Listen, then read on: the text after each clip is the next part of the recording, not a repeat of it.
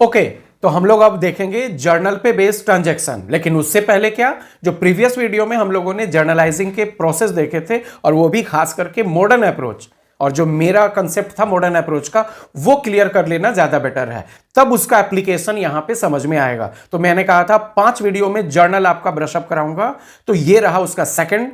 First one के theory command के बाद ये ज्यादा बेटर समझ में आएगा। So if you haven't covered that, go to that, cover it and come to this. Okay, तो शुरू करते हैं आज का वीडियो। जर्नलाइजिंग क्वेश्चंस लेंगे और उससे हम लोग देखेंगे कि कैसे करके अकाउंट्स यहां पे डिसाइड हुआ and why being debited, why being credited. Okay, first one, Paras started business with ₹5 lakh. ठीक है, एकदम फॉर्मेट में कैसे लिखना है वो सब भी यहां सारा कुछ आपको देख के अपना क्लियर कर लेना है। फॉर्मेट बात हो गई थी, डेट पर्टिकुलर, सेलेफ, डेबिट, क्रेडिट।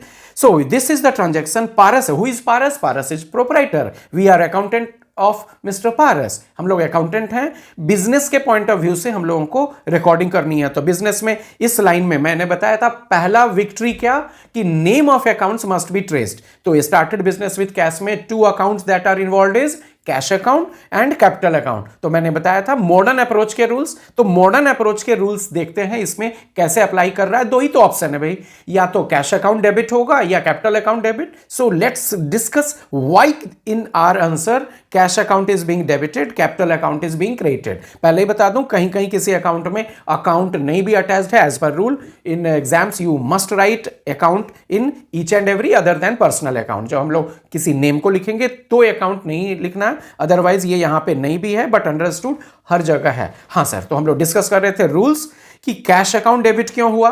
तो मैंने रूल क्या बताया था, आप खुद समझो। कैश अकाउंट किस टीम का बिलोंगिंग है? LHS team. एलएचएस, अच्छा, इस ट्रांजैक्शन में in the business cash is increasing, yes और नो? भाई बिजनेस से स्टार्ट हो रहा है तो बिजनेस में कैश तो आया, तो कैश आया तो cash is increasing. If cash is increasing, cash in example of asset, तो we may say that LHS is increasing because assets in yellow jersey LHS team का है, तो कैश इंक्रीज कर रहा है। तो रूल 1 लग रहा है यहां पे, मैं रूल भी लिख दूं, in exam you have not to write, but as per which rule cash is being shown in debit side? Rule 1, LHS increase किया इसलिए कैश अकाउंट को रूल 1 से डेबिट करेंगे। Now let's discuss the concept of capital account. Capital is in RHS team. इस sentence के हिसाब से पारस started business मतलब क्या? पारस प्रोप्राइटर ने बिजनेस में कैपिटल इन्वेस्ट किया। कैपिटल में इन्वेस्टमेंट का मतलब कैपिटल इज इंक्रीजिंग। इस सेंटेंस के पहले तो बिजनेस में कैपिटल कुछ था ही नहीं, 0 था, तो 0 से 5 लाख हुआ तो इंक्रीज हुआ ना। तो capital is increasing means RHS team is increasing. और रूल 3 जाकर देख लो, रूल 3 कहता है कि if RHS is increasing let's put that account in credit side. इतना सिंपल तो है।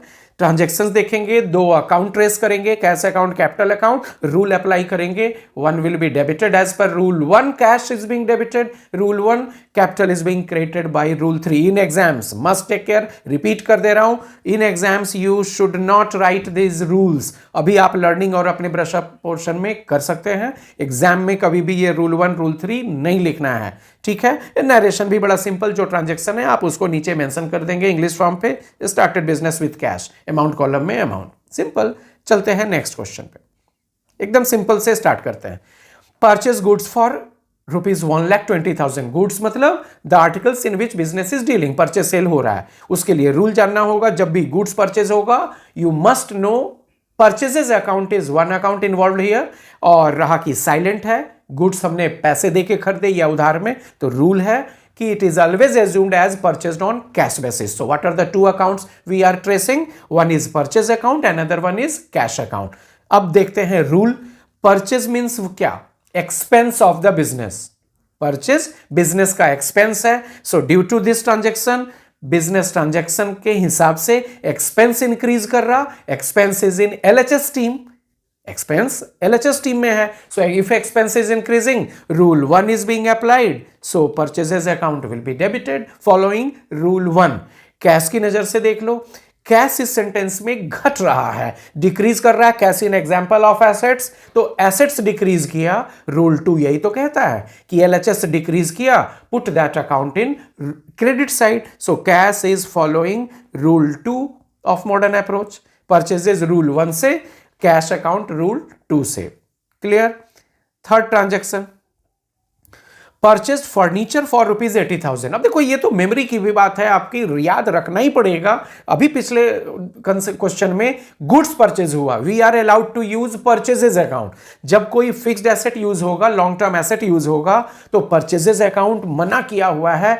In that place we have to use the name of that asset. Furniture खरीदाया, फर्नीचर अकाउंट, बिल्डिंग खरीदाया, बिल्डिंग अकाउंट। तो ये तो याद रखना होगा। यहां पे आप कर दोगे कि sir one account is purchases account, it will be wrong. So must take care, whenever any long term asset is purchased, special name of that asset is one account. So one account is furniture account, और पैसे देके silent है तो cash have been paid, so another account is cash account. तो furniture account cash. अब रहा furniture debit में कि कैश डेबिट में, बड़ा सिंपल है।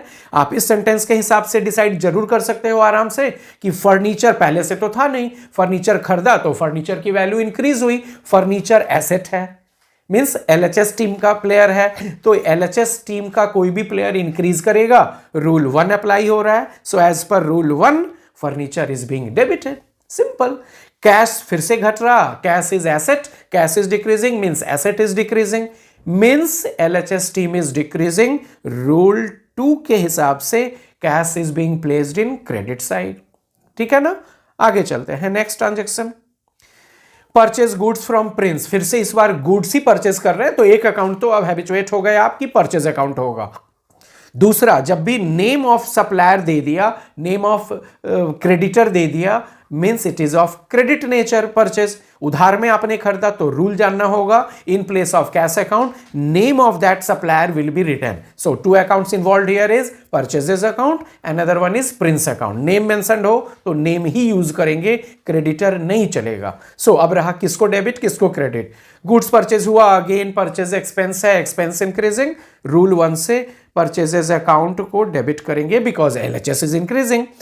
Prince, liability is increasing, Prince क्या है, creditor, the person to whom our business have to pay in future। आज नहीं पे किया, बाद में पे करोगे ना, तो ये प्रिंस का ड्यू अमाउंट बिजनेस के शोल्डर पे लायबिलिटी है, and if it is liability is increasing. Liability green Jersey वाले हैं, आरएचएस टीम का है, और आरएचएस टीम का रूल कह रहा है, रूल 3, कि RHS team increases credit that account. So Prince किस रूल से क्रेडिट हो रहा, रूल 3 से। So purchases debit to Prince.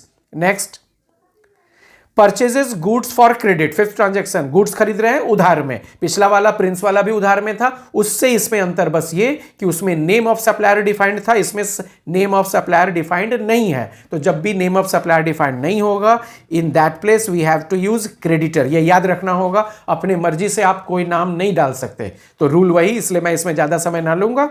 जो फोर्थ का आंसर है वही सेम लॉजिक यहां भी, purchases expense increasing, so LHS increasing rule 1 से, और creditor liability increasing, that's why following rule 3 creditor is being credited. Similar transaction, उसमें नाम था दिया हुआ सप्लायर का, इसमें नेम को जानबूझ के मिसिंग किया गया है, और इंपॉर्टेंट क्वेश्चन है ये, विदाउट नेम वाला। Now six transaction, sold goods. अब सेल पे आ जाते हैं हम लोग बिजनेस में, अब गुड्स सेल कर रहे हैं, तो वन अकाउंट अब साइलेंट है या उधार में बेचा हमने, तो रूल सिंपल है, गुड्स सेल हुआ इतना ही बोला, तो जब भी साइलेंट होगा means will be assumed as cash basis. मैंने कैश लिए गुड्स बेचे, कैश लिए गुड्स बेचे, so one account involve here is cash account. Another one याद रखना होगा, गुड्स जब भी सेल होगा सेल्स अकाउंट। ठीक है ना? तो अब रहा कि डेबिट किसको क्रेडिट किसको, तो वो रूल्स फॉलो करते हैं। तो गौर से सोचो, तो कैश आया ना, कस्टमर से मिला, सो cash is increasing.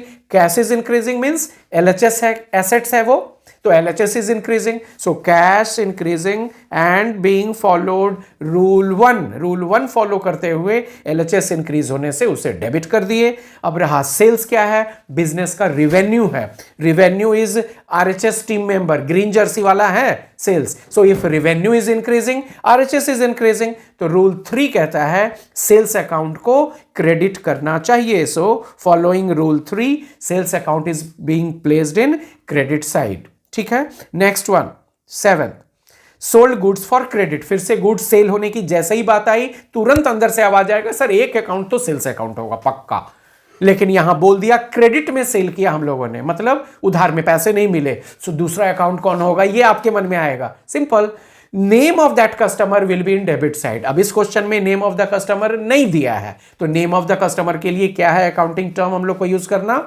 Debtor. So two accounts involved here will be debtors account and sales account. तो रूल चेक कर लेते हैं। डेटर एलएचएस टीम का है भाई, डेटर इज एसेट। तो इस ट्रांजैक्शन में जैसे ही मैंने गुड्स बेचा तो डेटर का वैल्यू इंक्रीज हो गया। डेटर का वैल्यू इंक्रीज किया means assets increase, LHS increase हो रहा है। So debtor is being debited by rule 1। Rule 1 हो रहा है फॉलो डेटर्स पे। सेल्स पे आ जाते हैं। सेल्स रेवेन्यू है, revenue is increasing. So rule 3 कह रहा है कि लैब में रेवेन्यू इंक्रीज हुआ तो आरएचएस इंक्रीज हुआ। रूल 3 फॉलो करना चाहिए सेल्स अकाउंट पे। ठीक, नेक्स्ट देखते हैं 8th transaction, sold goods to Prem. बिल्कुल पिछले वाले से सिमिलर, उसमें नेम मिसिंग किया था जानबूझ के, इस बार नेम दे दिया। So in place of debtor we will use Prem. Prem debtor है, एसेट्स बढ़ा, एलएचएस बढ़ने से Prem LHS increases, rule 1 is being applied on Prem. और सेल्स तो रेवेन्यू बढ़ा, आरएचएस टीम का है, so revenue is increasing, RHS is increasing. So rule 3 followed on sales account. ठीक है, नेक्स्ट सोल्ड फर्नीचर। अब इस बार गुड्स नहीं सेल कर रहे हैं, कोई लॉन्ग टर्म एसेट सेल कर रहे हैं, तो ये याद रखने की बात है, we can't use sales account. यही सब मिस होता है। रिसर ध्यान नहीं रहा, आया था एग्जाम में, हम लोगों ने लिख दिया कि सर सेल्स अकाउंट, गलत। गुड्स सेल होगा तो सेल्स अकाउंट, कोई लॉन्ग टर्म एसेट सेल होगा तो उस पर्टिकुलर एसेट का नाम। Here name is furniture. So and one account is furniture account, और पैसे साइलेंट है तो पैसे लेके बेचे, तो one another account is cash account. Now have to place कि कैश अकाउंट डेबिट साइड में कि फर्नीचर अकाउंट डेबिट साइड में। सोचते हैं, चलो कैश से सोचते हैं। कैश बढ़ रहा है, so cash is increasing, so LHS is increasing because cash is asset, yellow jersey वाला है।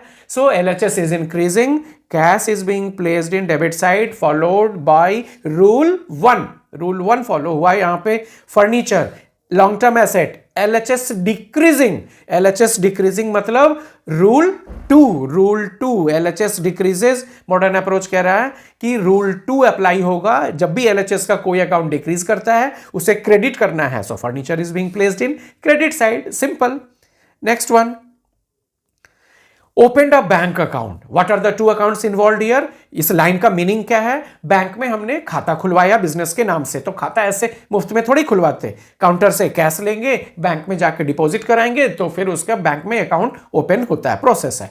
So what are the two accounts involve here? One is cash account, another one is bank account. और यहां पे इत्तेफाक से दोनों ही asset है, एक एसेट बढ़ रहा है, एक एसेट घट रहा है। बस महसूस करना है कौन सा एसेट बढ़ रहा है, कौन सा एसेट घट रहा है, सिंपल। हमने बैंक में खाता खुलवाया, काउंटर से कैश जा रहा है, तो बिजनेस में कैश घट रहा है, और मेरे ही बिजनेस का बैंक बैलेंस बढ़ रहा है। बोथ आर एसेट, तो किसी एक से डिसाइड करते हैं। बैंक एसेट है, bank balance is increasing means LHS is increasing. So as per rule 1 bank is being placed in debit side. और अब कैश को चेक कर लें, कैश डिक्रीज किया, कैश डिक्रीज किया मींस एसेट्स डिक्रीज किया, एलएचएस डिक्रीज किया। रूल 2 कह रहा है कैश अकाउंट को क्रेडिट साइड प्लेस कर दो। तो इतना सिंपल है मॉडर्न अप्रोच का ये रूल फॉलो करना। मैं बिल्कुल नहीं कह रहा कि you can not use, you should not use traditional approach. जिस पे आपकी पकड़ है, जिस पे आपका हैबिट बैठ चुका, आप उसको फॉलो करो। बट यदि उस पे कंफ्यूजन है, मैं कह रहा हूं, बार बार कह रहा हूं, और ये कहूंगा बार बार कि यदि उसमें कंफ्यूजन है कि you are not able to trace कि पर्सनल अकाउंट कौन, रियल कौन, नॉमिनल कौन, तो फिर आप उसके गोल्डन रूल्स क्या लगाओगे? उसको हम लोग पढ़ेंगे, बट वो थ्योरेटिकल पॉइंट ऑफ व्यू से पढ़ेंगे। पूरे जर्नल के ये ट्रांजैक्शंस में समराइज्ड वे में आपको मॉडर्न अप्रोच से एकदम क्लियर करा देता हूं, और आप इसको अपने जो टेक्स्ट बुक्स के क्वेश्चंस हैं उसको में आप इसको कोरिलेट करो, यू विल बी कंफर्टेबल। ठीक है ना? तो आप इसको करो, और वीडियोस में बने रहना है। आगे मैं बड़े इंपॉर्टेंट और ट्रांजैक्शंस, इससे और डिफिकल्ट लेवल के ट्रांजैक्शंस लेके आ रहा हूं, उसमें हम लोग फिर से पार्टिसिपेट करेंगे। ओके।